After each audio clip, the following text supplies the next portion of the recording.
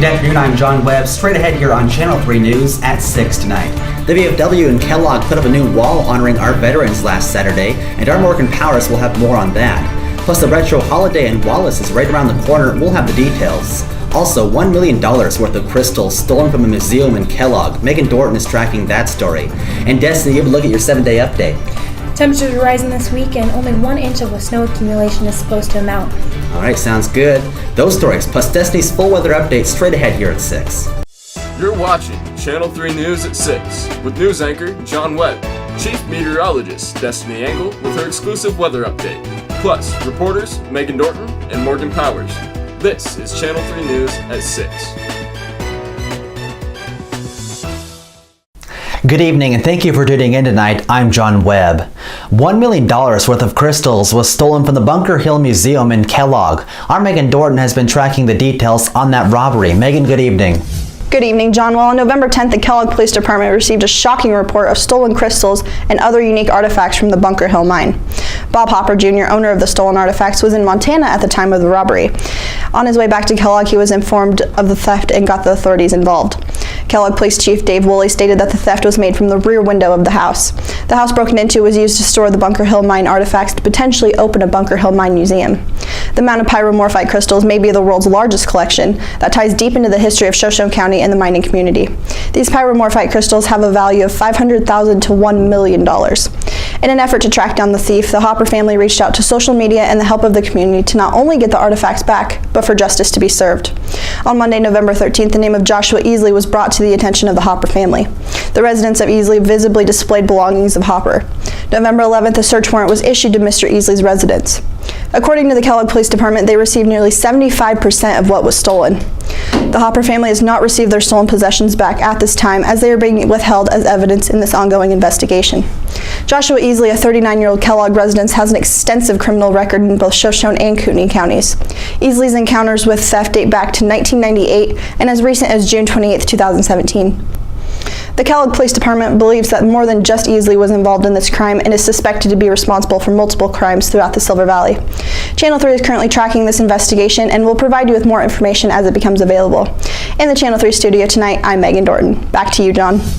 Megan, thank you. And while we're talking about the Bunker Hill, we've received multiple messages asking if the mine is opening back up. We contacted a few people and found that they plan on doing just that within a year. According to Bruce Reed, CEO of Liberty Silver Corporation, there are an estimated 60 million metric tons of resource and reserves still present. When the EPA shut down the mine in 1981, they were in the middle of 3 zones that had heavy zinc, lead, and silver percentages.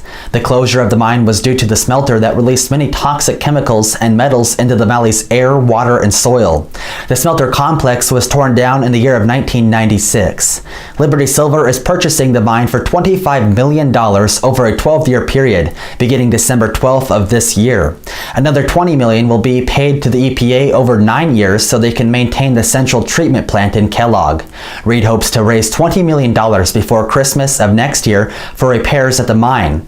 And when they do open, the corporation plans to hire around 100 people, 50 to 75 underground, 12 to 15 in the mill, and 15 in the office. Reed said when they get into full operation, which is about 1,500 tons a day, he expects to expand over 100 employees. In local news tonight, you may have heard about the Yuletide Lighting Festival that has been a Wallace tradition for many years now. Well, they are changing the event's name to Retro Holiday. Organizer Anita Price explained to me that they plan on taking the holiday back to the 40s, 50s, and 60s. Price says every year they put up historic blow molds all throughout the town of Wallace, giving that retro feel. These blow molds we've been collecting for years, and the Moorbeck Foundation has helped us get them. And the Historic Wallace marketing group is who kind of helps do most of the lighting.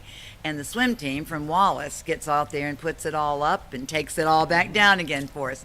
So it's really a fun thing to do every year, and they've got it down so they know exactly where everything goes.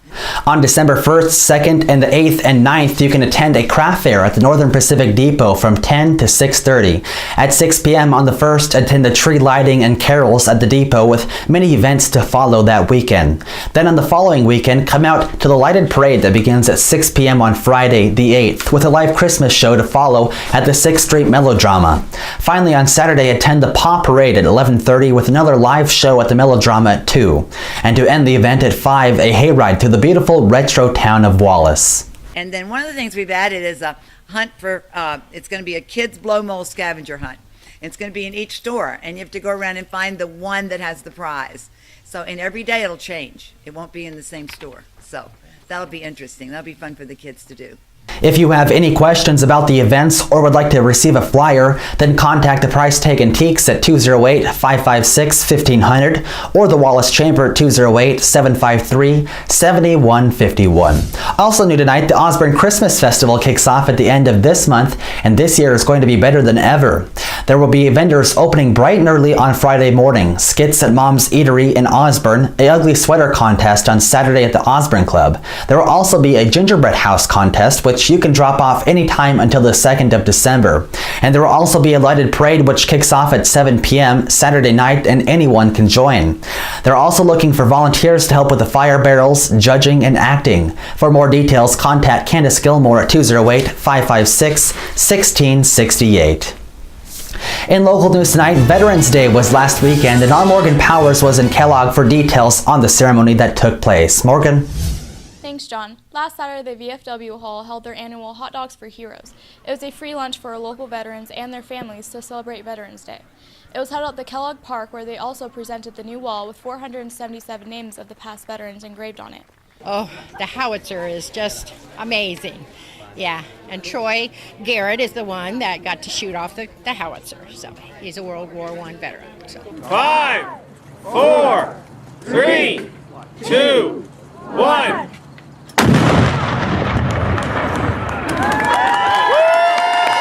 A World War II veteran shot off a cannon at the ceremony. They will hold the same ceremony this time next year, but with a new wall and more names on it. If you'd like to get a veteran's name on the wall for next year, then contact Julie Robbins at the VFW Hall. Reporting in the Channel 3 Newsroom, I'm Morgan Powers. Morgan, thanks. In local news, voting took place all across the valley last week, and we streamed live on Facebook with the final results. But we'd like to remind you who received mayor and update you on those bonds. In Mullen, Don Kochevar ran unopposed, receiving the mayor position with 47 votes. In Wallace, Lynn Mogensen and David Sherman ran for mayor. Mogensen received 173 votes and David Sherman received 21 votes, leaving Mogensen as Wallace's mayor.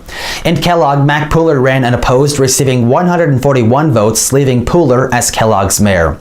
Up Wardner for mayor, Joseph Gordype unopposed received 40 votes, leaving Gordype as Wardner's mayor. For the Kellogg School District supplemental levy, in Wardner 22 say yes and 18 say no. In Smelterville 17 say yes and 26 say no.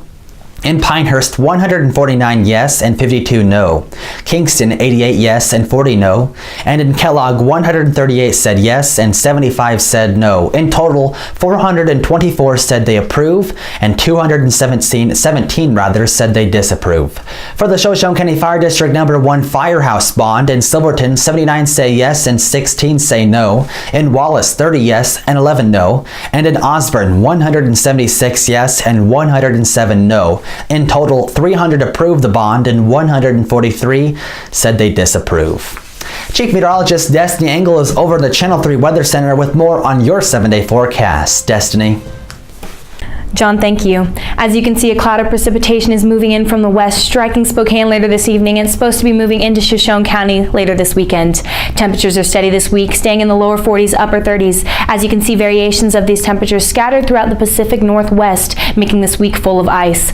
Roads are supposed to be icy as well, so please drive slow and safe. All of you matter to the community as well as the people here at Channel 3. Temperatures will feel closer in the teens this week. Make sure to pack a sweater as well as a winter jacket to try to stay nice and toasty. Looking at the snowfall accumulation in the last 24 hours, slush and snow are building up on the tops of mountains. Don't forget that Lookout has now opened to the public. Start buying your season passes today. Friday, we are seeing snow showers, most likely with a high near 33. 70% chance of precipitation with new snow accumulation of about an inch. On Saturday, expect to see snowfall with high near 37, and Saturday night a low around 29. On Sunday, a 30% chance of snow with the highs in the upper 30s. Then throughout the rest of the week, expect to see highs in the 30s. John? Destiny, thank you. A few football players for the Wallace High School was selected for an award for the White Pine League. Our new sports anchor, Eric Brackenbush, is standing by over in the Sports Center. Eric, it's great to have you on the team. Thanks, John. Great to be here. In local sports news, we have 5 Wallace football players recently named All-League honors to the All-White Pine League team. I had the opportunity to sit down with Wallace Athletic Director Bruce Bailey to talk about the honors. It means we're stepping in the right direction. We haven't had much respect, I don't believe, with the White Pine League. Now this is our second year being part of that league. I believe one of the best leagues in the state of Idaho. And I think these kids have earned a lot of respect along with our entire team with this many being selected to the all-league teams. Our all-league players this season were Eric Brackenbush, got the second team all-White Pine League quarterback position. He had a good solid year, his first year starting at quarterback, and threw the ball real well for us. He had his first experiences starting ball games this year. Started one game last year, but had a great season for us, threw for over 1,000 yards, several touchdown passes. We expect a lot out of him next year. Jaden Dimitrov, senior running back for us, also received first-team honors at running back for the All-League, and he had another great season. He should, hopefully, we can get him playing maybe at the next level. That would be really good for Jaden, maybe on defense. Next, we had Matt Farkas, was an All-League wide receiver for us. We had a great connection there between Eric Brackenbush and Matt Farkas. Carter Bailey, a freshman for us, also at wide receiver, had a really good season, came on at the end of the year, and we expect big things from him to come. Also, Leighton Gallagher received the Special Teams Player of the Year. He's very explosive on the kickoff return, and again, many of the other coaches in the league really thought he was a standout player for us, and I thought he had a really great season as well. So we expect these all-leaguers we have coming back, like Eric Brackenbush and Carter Bailey, to really spearhead our team next year, and lots more to come from the minors. I got the opportunity to interview some of the all-leaguers, and here's what they had to say. Well, I'm super honored, and I'm just happy that I can do this with all my friends, and it's fun. It's fun. I think it was a nice honor for all of us.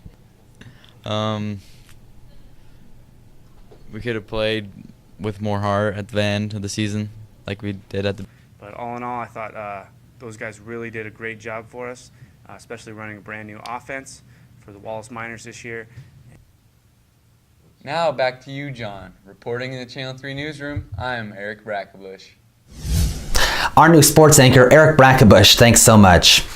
In the good news tonight, drivers in Billings, Montana were able to breathe a sigh of relief after getting pulled over by police last week. Instead of handing out tickets for minor traffic violations like a broken taillight, on Wednesday, officers gifted 20 lucky drivers with a special holiday treat. After asking for a driver's license and registration, officers returned to their patrol cars to scan for any outstanding warrants. If everything checked out, they returned with a written warning and a frozen Albertsons turkey in hand. You guys got your turkey all set up and ready to go yet? I don't know. Sometimes we don't have turkey. We'll do like shrimp. Shrimp? I get you. All right, well, sit tight for me, okay? Maybe I'll just make your decision for turkey a little bit easier this year and just hand you one if you wouldn't mind. Is that right? Well, yeah. That's awfully kind. The turkeys were donated by Steve Goutonus, a local businessman who asked traffic enforcement officers to distribute them ahead of Thanksgiving. It's just one more way to give back, Sanders told CBS affiliate KTVQ. The police department shared the uplifting story on their Facebook page and received dozens of comments praising them for their good deed. What a fabulous gesture, one Facebook user commented. This is awesome to see. A different perspective to their days, another wrote. A job well done. Thanks so much for tuning in tonight. I'm John Webb, and for all of us here at Channel 3 News, have a great night and have a happy Thanksgiving.